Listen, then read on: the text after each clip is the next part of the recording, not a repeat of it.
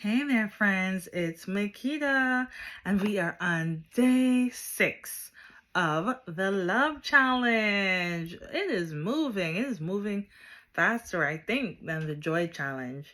Today's verse is Exodus 20, verse 6. And it says, "But showing mercy and steadfast love to 1,000 generations of those who love me and keep my commandments." In this chapter, God is talking to Moses.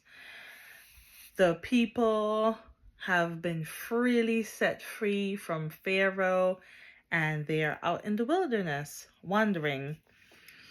And they're getting a little uneasy, and God has these commandments for them. So here, God is literally speaking to Moses on a mountain in this chapter, and he is giving the commandments.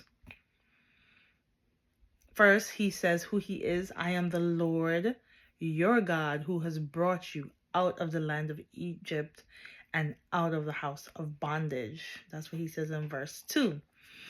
And then in verse 3 and 4, he's saying to not have any other gods before him.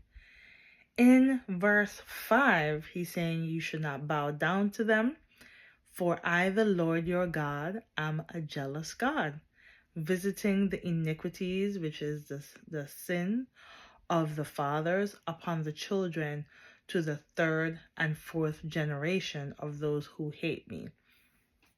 And then he gives that loving promise in verse 6, "But showing mercy and steadfast love to 1,000 generations." So as we see here, God is a faithful and just God. In verse 5, yes, he says the iniquities of the father. In some instances, it's not saying that in every instance, but in some instances, the iniquities go to the 3rd and the 4th generation, which that's a few generations, right? And these are for the people who hate him. But for the people who love him, look at how he's showing mercy and love and to 1,000 generations. So that just gives you that example that God, he is truly a loving God.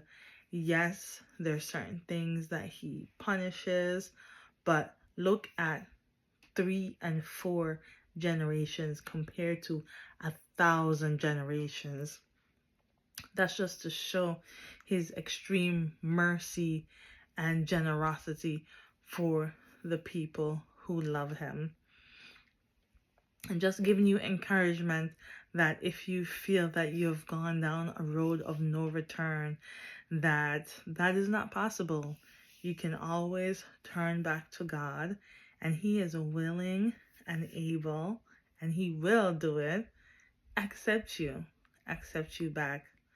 There is nothing too great that he can't be there for you and forgive you for. Otherwise, for others of you, continue pursuing his word. My hope is that these daily inspirations is to help you get into the word yourself.